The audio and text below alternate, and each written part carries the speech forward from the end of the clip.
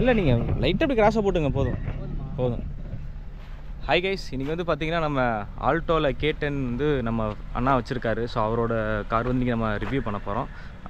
இந்த காரோட price details எல்லாமே நான் தெளிவாக வீடியோவில் நான் சொல்கிறேன். ஆக்சுவலாக இது வந்து நடு மத்தியானத்தில் வீடியோ எடுத்துகிட்ருக்கேன். அதனால தான் மூஞ்சி கொஞ்சம் லைட்டாக கருப்படிக்குது. இப்படி வச்சுக்கிறேன். சரி வாங்க வீடியோக்குள்ளே போகலாம்.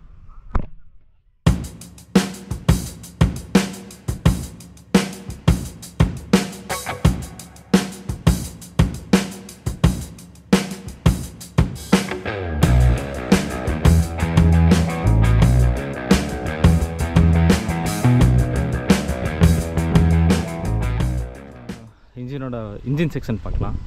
இப்படி தான் இருக்கும். இது வந்து ஒரு 3 சிலிண்டர் இன்ஜின். இதோட பவர் பொறுத்த வரைக்கும் 65.71 bhp வருது. டார்க் பொறுத்த வரைக்கும் 89 Nm டார்க் வருது. ஓகே, பவர் அண்ட் டார்க்கு ஒரு நல்ல ஒரு ஹேட்ச்பேக் இதுவே போதும். இதோட செட்டப் பார்த்திங்கன்னா இப்படி தான் இருக்கும்.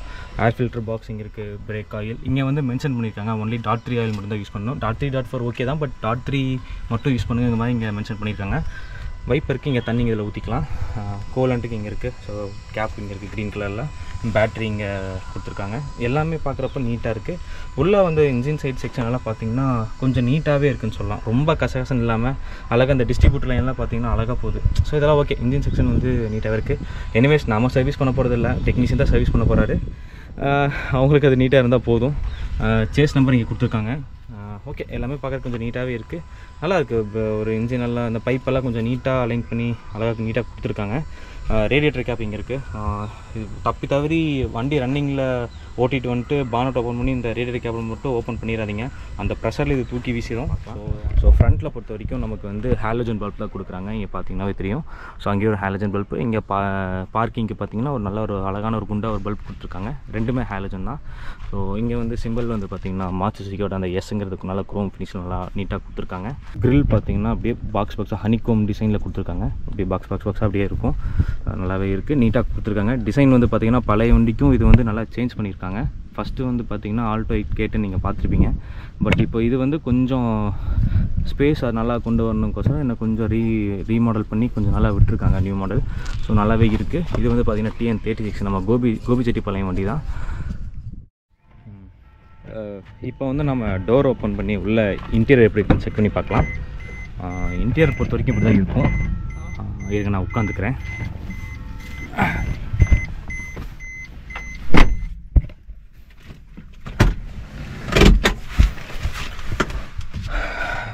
கைஸ், இன்டீரியர் பொறுத்த வரைக்கும் இப்படி தான் இருக்கும். ஸ்பேஸ் பார்த்திங்கன்னா கொஞ்சம் கம்மியாக தான் இருக்குது. நீங்கள் வந்து நார்மலாக ஒரு ஸ்விஃப்ட்டு அப்படி இல்லைன்னா வெர்னா இந்த மாதிரியெல்லாம் போனீங்கன்னா நல்லா ஸ்பேஸ் வந்து இன்டீரியர் நல்லா உங்களுக்கு லெக் ரூம்லாம் நல்லா இருக்கும். பட்டு இது ஆல்டோவில் வந்து பார்த்திங்கன்னா இதுதான் பிரச்சனை. ஸ்பேஸ் வந்து பார்த்திங்கன்னா கொஞ்சம் கம்மியாக இருக்கும். நல்லா டாலான பர்சன் ஒரு 5.5 feet மேலே இருக்கவங்க அவங்களுக்கெல்லாம் முட்டி இடிக்கும். ஸோ இங்கே பார்த்தீங்கன்னா நான் வந்து 5.7 feet இருக்கேன். 5.7 5.8. ஸோ எனக்கு பார்த்திங்கன்னா முட்டி இருக்குது. நான் அட்ஜஸ்ட் பண்ணி வச்சு பின்னாடி நல்லா அட்ஜஸ்ட் பண்ணி வச்சா தான் ஈஸியாக ஓட்ட முடியுது. இன்டீரியர் பொறுத்த வரைக்கும் கொஞ்சம் நீட்டாகவே பண்ணியிருக்காங்க. இங்கே பார்த்தீங்கன்னா ஒரு இன்ஃபர்டைன்மெண்ட் 7 inch இன்ஃபர்டைன்மெண்ட் ஸ்க்ரீன் வந்துடுது. ஃப்ரண்ட் ஏசி பார்த்தீங்கன்னா செட்டப் இங்கே மேலே கொடுத்துருக்காங்க. ஒரு நல்ல ஒரு ஹாட் பிளாஸ்டிக் கிரே கலரில், கம்ப்ளீட்டாக பிளாக் கிடையாது, ஒரு கிரேவும் பிளாக்கும் மிக்ஸ் ஆன மாதிரி ஒரு கலரில் கொடுத்துருக்காங்க. மேலுமே நல்லாயிருக்கு. ஸ்டேரிங் பொறுத்த வரைக்கும் இப்படி தான் இருக்கும். இது ஸ்டேரிங் கவர் மேலே இருக்குது. இன்ஸ்ட்ருமெண்ட் கிளஸ்டர் பார்த்தீங்கன்னா இங்கே மேலுமே நல்லா இருக்குன்னு சொல்லலாம். ஸோ இங்கே டிஜிட்டலில் வருதெல்லாம் வந்து மேலுமே சூப்பராக இருக்குது. உங்களுக்கு எல்லாமே ஆல்மோஸ்ட் எல்லாம் வந்துச்சு. இன்ஜின் ஆயில் லெவல், அப்புறம் பேட்டரி வருது, ஸ்டேரிங் லாக்கு, அப்புறம் வந்து இன்ஜின் வார்னிங், சீட் பெல்ட் போடலைங்கிற அந்த இண்டிகேட்டர், ஃபியூல் லெவல் கம்மியாக இருக்குங்கிறது வந்து ஆல்மோஸ்ட் நமக்கு தேவையான பேசிக் என்னென்னாலும் தேவையோ எல்லாமே அதில் கொடுத்துருக்காங்க. இது நல்லா அப்டேட் பண்ணியிருக்காங்கன்னு சொல்லலாம். ஃப்ரண்ட்டில் வந்து டிரைவருக்கும் பேசஞ்சருக்கு அவங்க 2 பேர்த்துக்கு மட்டும் ஏர் பேக் வரும். ஃப்ரண்ட் மேலுமே நல்லா செட்டப் மேலுமே சூப்பராக இருக்குது. ஸோ இங்கே பார்த்தீங்கன்னா சார்ஜர் போட்டெல்லாம் கொடுத்துருக்காங்க. நம்ம USB சார்ஜர் கனெக்ட் பண்ணிக்கலாம். கியர் பார்த்தீங்கன்னா 5 speed மேனுவல் கியர் தான். 5 gear + 1 ரிவர்ஸு. அப்புறம் நமக்கு வந்து பார்த்திங்கன்னா இன்ஃபர்டைன்மெண்ட்டும் மேலுமே சூப்பராகவே இருக்குது. நல்லா டச்சும் ரெஸ்பான்சிபிளாகவே இருக்குது. ஹசார்ட் லைட் பார்த்தீங்கன்னா இங்கே கொடுத்துருக்காங்க. இதில் இன்னொரு விஷயம் என்னென்னா, நீங்கள் இங்கே பார்த்தீங்கன்னாவே தெரியும் என்னென்னா, நமக்கு வந்து பவர் ஸ்டேரிங் கொடுத்துருக்காங்க. பட் பவர் விண்டோ கொடுக்கல. ஃப்ரண்ட்டில் 2 மட்டும் பவர் விண்டோ கொடுத்துருக்காங்க. அதுக்கு வந்து கன்சோல் இங்கே இருக்குது. அந்த பட்டன் நம்ம இங்கே ப்ரெஸ் பண்ணி நம்ம ஓப்பன் க்ளோஸ் பண்ணிக்கலாம். ஃபஸ்ட்டு 2 டோருக்கு மட்டும்தான் அந்த ஒரு ஆப்ஷன் கொடுத்துருக்காங்க. சைட் மிரருக்கும் சேம் அதே தான், மேனுவலில் தான் நம்ம அட்ஜஸ்ட் பண்ணுற மாதிரி இருக்குது. சன்செட் பார்க்கலாம். இங்கே வந்து ஒரு சன்செட் ஒரு பியூட்டிஃபுல்லாக கொடுத்துருக்காங்க. பட் மிரர் மட்டும் மிஸ் ஆகுது. அது கொடுத்துருந்தா எனக்கு கொஞ்சம் நல்லா இருந்திருக்கும். இங்கேயும் சேம் அதே தான், மிரர் மட்டும் கொடுக்கல, அது கொஞ்சம் நல்லா இருந்திருக்கும். அண்ட் லைட்டிங்கை கொடுத்துருக்காங்க. ஸோ நைட் டைம் வந்து கார் பார்க் பண்ணிட்டு உள்ள ஏதாவது திங்ஸ் தேடணும்னா ஃபோன் அடிச்சு பார்க்கணும் அவசியம் இல்லை. இந்த சீட்டெல்லாம் பார்த்தீங்கன்னா இவங்க இது நார்மல் சீட் தான், பட் இது கவர் போட்டிருக்காங்க. ஸோ சீட் கவர் போட்டங்காட்டி தான் கொஞ்சம் நல்லாயிருக்கு. முடிஞ்ச வரைக்கும் நீங்களும் சீட் கவர் போட்டுங்க, ரொம்பவே நல்லாயிருக்கும். நீங்கள் நார்மலாக டிஃபால்ட்டாக ஒரு சீட்டை வச்சு ஓட்ட வேணாம், ஒரு கவர் போட்டுக்கிட்டிங்கன்னா வண்டிக்கும் கொஞ்சம் நீட்டாக இருக்கும் பார்க்குறக்கு. உள்ள இன்டீரியர் உட்காரங்களுக்கும் கம்ஃபர்டபுளாக இருக்கும். அண்டு ஸ்பீக்கர்ஸ் பார்த்திங்கன்னா டோர் ஸ்பீக்கர் வந்து 4 ஸ்பீக்கர்ஸ் கொடுக்குறாங்க. உண்மையிலுமே நல்லாயிருக்கு. டிஃபால்ட்டாகவே இந்த காருக்கு வந்துடும். நீங்கள் VXI வேரியண்ட் போனீங்கன்னா உங்களுக்கு இந்த இன்ஃபர்டைன்மெண்ட்டும் கேமராவும் மட்டும் வராது. சொல்ல மறந்துட்டேன், ஆக்சுவலாக இந்த காருக்கு வந்து ரிவர்ஸ் பார்க்கிங் கேமரா இருக்குது. ஸோ உண்மையிலுமே நல்ல ஒர்த்தாக தான் இருக்கும். நீங்கள் மேக்ஸிமம் இது கேமராவில் நம்ம பின்னாடி சைட் மிரர் யூஸ் பண்ணி பார்க்கணும் அவசியம் இல்லை, நம்ம இன்ஃபர்டைன்மெண்ட்லேயே பார்த்துக்கலாம் ரிவர்ஸ் எடுக்கிறப்ப.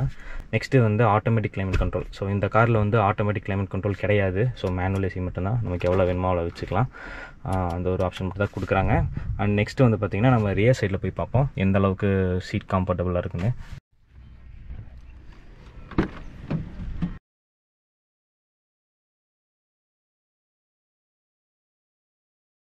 கைஸ் ரியர் சைட் பார்த்திங்கன்னா ஓரளவுக்கு கொஞ்சம் நீட்டாகவே இருக்குது. கொஞ்சம் சீட்டும் வந்து பார்த்திங்கன்னா நல்லாவே கம்ஃபர்டபுளாக இருக்குது. இன்னொன்று நான் சொன்னேன் இல்லையா, பவர் விண்டோ கிடையாது, மேனுவல் அட்ஜஸ்ட் பண்ணுற மாதிரி இருக்குது. இங்கே பார்த்திங்கன்னா நம்ம பிடிச்சிக்கலாம், டோரை லாக் பண்ணுறப்ப ஈஸியாக நல்லா ஹோல்ட் பண்ணுறதுக்கு நல்லாவே இருக்குது. நெக்ஸ்ட்டு வந்து பார்த்திங்கன்னா நல்லா ஹார்டான பிளாஸ்டிக் கொடுத்துருக்காங்க. பட் பிளாஸ்டிக் குவாலிட்டி இன்னும் கொஞ்சம் இம்ப்ரூவ் பண்ணியிருந்தால் நல்லா இருந்திருக்கும். ஓகே தான், பட் இன்னும் கொஞ்சம் இம்ப்ரூவ் பண்ணியிருக்கலாமோங்கிற மாதிரி எனக்கு பர்சனலாக தெரியுது. ஸோ மேலெல்லாம் பார்த்தீங்கன்னா நல்லா ஒரு க்ரீம் இல்லை, ஒரு சம்திங் ஒரு நல்ல ஒரு க்ரே கலர், ஒரு மில்க் கலரும் சேர்ந்த மாதிரி ஒரு ஃபினிஷ் மேலே கொடுத்துருக்காங்க. ரூஃப் உண்மையிலுமே நல்லாயிருக்கு. இங்கே பிடிச்சிக்கிறதுக்கு ஒரு ஹேண்டில் கொடுத்துருக்காங்க. 3 டோர்கிட்டையும் அந்த ஹேண்டில் இருக்குது. உண்மையிலுமே ஓகே. நம்ம யாரோ பின்னாடி கொஞ்சம் ஃபாஸ்ட்டாக போனாங்கன்னா அந்த டைம் இது பிடிச்சிக்கலாம், யூஸ் ஆகும்.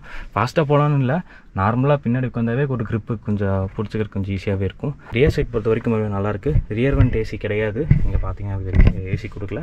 பட் ஒரு ஹோல்டர் கொடுத்துருக்காங்க. சம்திங் நீங்கள் மொபைல் வச்சுக்கலாம், அப்படி இல்லைன்னா வாட்டர் பாட்டில் ஏதாவது டேப்லெட்ஸ் அப்புறம் டானிக் அந்த மாதிரிலாம் தான் கூட நீங்கள் வச்சுக்கலாம், யூஸ்ஃபுல்லாக இருக்கும். ஸோ பின்னாடி இந்த பார்த்தீங்கன்னாவே ஃப்ரண்ட் வியூ இப்படி தான் இருக்கும். உண்மையிலுமே 4 பேர் உட்காருக்கு நீட்டாக தான் இருக்குது. பட் ஸ்பேஸ் வந்து கொஞ்சம் ஹைட்டாக இருக்கிறவங்களுக்கெல்லாம் கொஞ்சம் கஷ்டமாக தான் இருக்கும். மற்றபடி ஒரு நீங்கள் ஃபேமிலியில் 3 பேர் இல்லை 4 பேர் தான் இருக்கும் ப்ரோ. எல்லாம் டால் கிடையாது, ஷார்ட்டாக தான் இருக்கும்.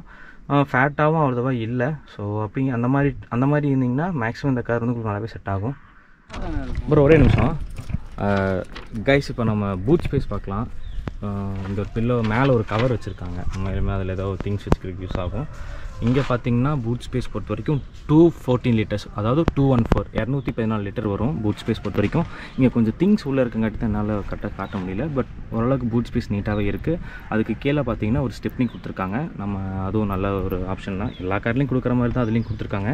ரியர் சைடில் பார்க்குறப்போ உங்களுக்கு டெயில் லைட் பொறுத்த வரைக்கும் பல்பு தான். ஸோ கம்ப்ளீட்டாக நீங்கள் பார்த்தீங்கன்னா ஃபுல்லாகவே பல்பு தான் இருக்கும். இங்கே LED கிடையாது. நீங்கள் வேணால் ஆல்டர்னேட்டாக வாங்கி போடனா கூட போட்டுக்கலாம். கைஸ் இன்னொரு இன்ஃபர்மேஷன் உங்களுக்கு நான் சொல்கிறேன். ஏன் அப்படி தெரியல, நீங்கள் அவங்க கனெக்ஷன்ஸே இல்லை. நாங்கள் கூட எக்ஸ்ட்ராவாக வைக்கலான்ட்டு இருந்தோம், அவங்க கனெக்ஷன்ஸே எல்லாமே வச்சுட்டாங்க. சரி பார்க்கிங் பல்ப் மஸ்ட்டு அப்படிங்கிறங்காட்டி அதை ஒன்று மட்டும் வச்சுருக்காங்க.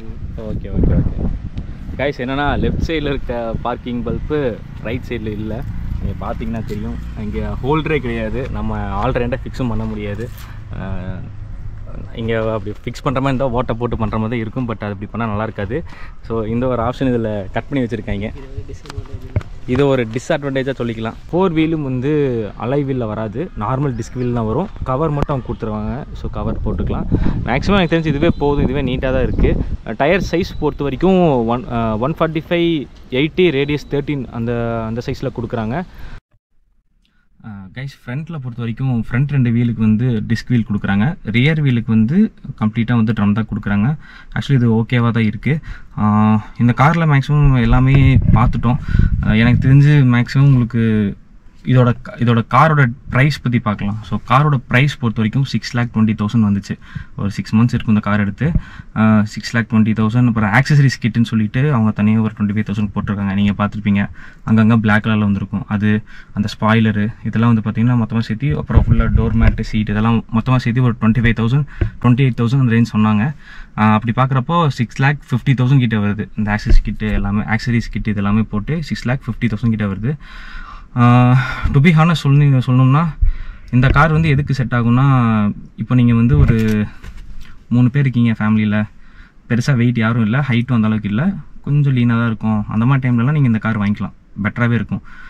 பட் எல்லோரும் கொஞ்சம் ஃபேட்டாக கொஞ்சம் குண்டா அதிகமாக இருக்கும் அப்படின்னா இந்த கார் வந்து கொஞ்சம் செட் ஆகிறவங்களுக்கு கஷ்டமாக தான் இருக்கும். ஏன்னா காரோட சைஸ் வந்து கொஞ்சம் சிறுசு தான். பழைய ஆல்டோ 800, பழைய ஆல்டோ K10 அதெல்லாம் கம்பேர் பண்ணுறப்ப இது கொஞ்சம் பெருசாக இருக்குது. பாடி கிட் எல்லாமே சேஞ்ச் பண்ணியிருக்காங்க. அது உண்மையிலுமே அது நல்ல விஷயம், உண்மையிலுமே நல்லா தான் பண்ணியிருக்காங்க. பட் எவ்வளோக்கு எவ்வளோ காசு, எவ்வளோக்கு எவ்வளோ நம்ம பெஸ்ட்டாக கொடுக்க முடியுமோ இந்த VX8 ப்ளஸ் வேரியண்ட்டில் கொடுத்துருக்காங்க. உண்மையிலுமே நல்லா தான் இருக்குது. நமக்கு தேவையான எல்லா இன்ஃபர்மேஷன்ஸும் வந்து நமக்கு இன்ஃபர்டைன்மெண்ட்டில் வந்துடுது. அசார்ட் லைட்டு, பவர் விண்டோ எல்லாமே வந்திருக்கு. என்ன பவர் விண்டோ மட்டும் மிஸ்ஸிங் ஆகுது பின்னாடி 2 டோருக்கும். ஸோ இப்போ இந்த காரோட ஃபஸ்ட்டு டிஸ்அட்வான்டேஜ் பார்த்துடலாம் என்னென்னு. இப்போ எனக்கு பர்சனலாக என்ன தெரியுது, எனக்கு நான் பார்த்த வரைக்கும் எனக்கு டிஸ்அட்வான்டேஜ் என்னன்னு நான் சொல்கிறேன். மேபி சிலருக்கு அது அட்வான்டேஜாக கூட இருக்கலாம், எனக்கு அது பெருசாக டிஸ்அட்வான்டேஜாக இல்லை ப்ரோ அப்படிங்கிற மாதிரி சொல்லலாம். ஸோ என்னோட பாயிண்ட் ஆஃப் வியூ மட்டும் நான் சொல்லிக்கிறேன். டிஸ்அட்வான்டேஜில் இந்த கார் வந்து பார்த்திங்கன்னா ஒரு நல்ல கார் தான். மேலுமே 4 பேர் ஃபேமிலியாக போகணுங்கோசம் தான் இந்த கார் கொடுத்துருக்காங்க. பட் என்னை கேட்டால் இந்த கார் வந்து கொஞ்சம் சிறுசாக இருக்குது, காம்பேக்டாக இருக்குது. கார் கொஞ்சம் குட்டியாக இருக்குது. கொஞ்சம் ஹைட் ஆகிற பர்சனுக்கெல்லாம் இருந்தால் கொஞ்சம் கஷ்டம் தான். இப்போ கார் நான் ஓட்டுறப்பே பார்த்தீங்கன்னா ஸ்டேரிங்கில் போய் அந்த என்னோடய முட்டி லெக்கு வந்து பார்த்திங்கன்னா ஸ்டேரிங்கில் படுது. ஸோ இந்த மாதிரி கொஞ்சம் ஸ்பேஸ் கம்மியாக இருக்குது. அது ஒரு டிஸ்அட்வான்டேஜாக பார்க்குறேன். ரெண்டாவது பார்த்தீங்கன்னா சேஃப்டி ரேட்டிங் அட்லீஸ்ட் ஒரு 2-3 இருந்தால் கூட பரவாயில்ல. 0 சேஃப்டி ரேட்டிங் தான் அதை கொடுத்துருக்காங்க. இது ஒரு டிஸ்அட்வான்டேஜ். நெக்ஸ்ட் வந்து பார்த்தீங்கன்னா ஹை ஸ்பீடில் போகிறப்போ நாய்ஸ் கொஞ்சம் அதிகமாக உள்ள வருது, இன்ஜின் நாய்ஸ் எல்லாம். இப்போ நீங்கள் ஒரு 100 எல்லாம் போகிறீங்கன்னா உள்ளே கொஞ்சம் இன்ஜின் சவுண்டெல்லாம் வருது. ஸோ அது கொஞ்சம் டிஸ்அட்வான்டேஜாக சொல்லலாம். அதுக்கு நீங்கள் வந்து மேபி டோரில் ஏதாவது பீடிங் ஏதாவது சேஞ்ச் பண்ணால் மேபி கொஞ்சம் ரெடி பண்ணிங்கன்னா அந்த சவுண்டும் வராது. பட் இப்போ ஸ்டாக்கில் பொறுத்த வரைக்கும் அந்த சவுண்ட் வருது. அது ஒரு பிரச்சனையாக இருக்குது. இன்னொன்று ஒரு 4 பேரில் 5 பேர் கொஞ்சம் ஓவர் வெயிட்டாக உட்காந்தோம்னா கார் கொஞ்சம் கீழே இறங்கிடும். அதெல்லாம் கொஞ்சம் சிரமமாக இருக்குது. அப்பப்போ ஸ்பீட் பிரேக்லாம் கொஞ்சம் அடிக்குது. அட்வான்டேஜ் பொறுத்த வரைக்கும் இந்த காரோட மைலேஜ் தான். ஸோ மைலேஜ் பொறுத்த வரைக்கும் ஒரு 22-23 வரைக்குமே கிடைக்கும் ஹைவேஸில். சிட்டிக்குள்ளே ஒரு 19-20 அந்த மாதிரி கிடைக்கும். அட்வான்டேஜ் பக்கா ஒரு நல்ல ஒரு இப்போ இருக்கிற பெட்ரோல் விலைக்கு இந்த மைலேஜ் வந்து ரொம்ப சூப்பராக சொல்லலாம். ரெண்டாவது அட்வான்டேஜ் பார்த்தீங்கன்னா காரோட ப்ரைஸ் வந்து கொஞ்சம் கம்மியாட்டி மெயின்டெனன்ஸும் கொஞ்சம் கம்மியாக இருக்குது. ஸோ மற்ற கார்லாம் கம்பேர் பண்ணுறப்போ, Volkswagen இந்த மாதிரிலாம் கம்பேர் பண்ணுறப்போ காரோட மெயின்டெனன்ஸ் வந்து கொஞ்சம் கம்மியாகவே இருக்குது. ஈஸியாக ஒரு நல்ல மிடில் கிளாஸ் ஃபேமிலி அவங்களாம் வந்து கண்டிப்பாக இதை அஃபோர்ட் பண்ண முடியும். கார் வாங்குறதுக்கே கொஞ்சம் கஷ்டமாக்குது அப்படின்னா, பட் வாங்கணும், எனக்கு வந்து பட்ஜெட்குள்ளே வேணும் அப்படிங்கிறப்ப இந்த கார் வந்து ஹெல்ப்ஃபுல்லாக இருக்கும் கண்டிப்பாக. அதுவும் மேலுமே ஒரு நல்ல விஷயம். ஒரு மிடில் கிளாஸ் ஃபேமிலிக்கெல்லாம் ஒரு பக்காவான காரு. இது மேலுமே சூப்பர். அப்புறம் இன்னொன்று சொல்ல மறந்துட்டேன், பெட்ரோல் டேங்க் கெப்பாசிட்டி வந்து பார்த்திங்கன்னா 27 லிட்டர்ஸ் வருது. அதை நான் சொல்ல மறந்துட்டேன், அதை நான் சொல்லிக்கிறேன். அடுத்த அட்வான்டேஜ் பார்த்திங்கன்னா இந்த காரோட இன்ஜின் வந்து மேலுமே நல்லாயிருக்கு. நல்லா குவாலிட்டியான இன்ஜின் தான். பவர் கொஞ்சம் கம்மி தான், பவர் டார்க்கில் கொஞ்சம் கம்மி தான். பட் ஸ்மூத்தாக நீட்டாக போயிட்டு இருக்குது. கோயிலுக்கெல்லாம் போயிட்டு இருக்குது பார்த்திங்கன்னா இந்த கார் மேலுமே பக்காவாக இருக்கும். சும்மா பக்கத்தில் ஒரு இங்கேருந்து 40 கிலோமீட்டர், 50 கிலோமீட்டர், 100 கிலோமீட்டர் ஓடுறவங்களுக்கெல்லாம் மேலுமே அந்த கார் மேலுமே சூப்பராகவே இருக்கும். அது ஓகேன்னு சொல்லலாம். இன்னொன்று இந்த காருக்கு வந்து ரீசேல் வேல்யூ இருக்குது. அது ஒரு நல்ல அட்வான்டேஜ். இப்போ நீங்கள் மற்ற கார் இந்த கார் சரியாக சொல்ல எது நான் கம்பேர் டக்குன்னு மைண்டில் வர மாட்டேங்குது. இந்த கார் மாருதி சுசுகி பொறுத்த வரைக்கும் ரீசேல் வேல்யூ கொஞ்சம் நல்லாயிருக்கும். ஸோ நீங்கள் கார் வாங்கினா கூட செகண்ட்ஸில் சேல் பண்ணணும்னா இந்த மேக்ஸிமம் மாருதி சுசுகி கார்லாம் வாங்கிக்கிங்க. அப்படி வாங்கிட்டிங்கன்னா உங்களுக்கு சேல் பண்ணுறப்போ உங்களுக்கு கொஞ்சம் நல்ல ஒரு அமௌண்ட்டில் கிடைக்கும். மற்ற காரு கொஞ்சம் ஹோண்டா சிட்டி இந்த மாதிரிலாம் போயிட்டிங்கன்னா காரு ஹை ப்ரைஸாக போகிறாங்காட்டி கொஞ்சம் கம்மியாக தான் கேட்பாங்க. பட் மாருதி சுசுகி பார்த்தீங்கன்னா கார் வாங்குற ப்ரைஸே வந்து பார்த்திங்கன்னா ஒரு 6 lakhs 7 lakhs தான் வாங்குவீங்க. ஒரு 4 lakhs 4.5 5 lakhs கூட சேல் ஆகும் சில கார்லாம் நான் பார்த்துருக்கேன். ஸோ எனக்கு தெரிஞ்சு கன்சல்டிங் காரங்களே சொன்னாங்க மாருதி சுசுகியில் கொஞ்சம் நல்லா வேல்யூவாக இருக்குது ரீசேலில். வேகனார், ஆல்டோ, ஸ்விஃப்ட் இதெல்லாமே ரீசேலுக்கு நல்லா ஒரு கார். ஆல்டோ கூட ஒரு நல்ல ரீசேல் கார் தான். ஸோ நீங்கள் ரீசேல் வேல்யூ இந்த காருக்கு மேலும் சூப்பராக இருக்குது. கண்டிப்பாக இது வாங்கலாம்.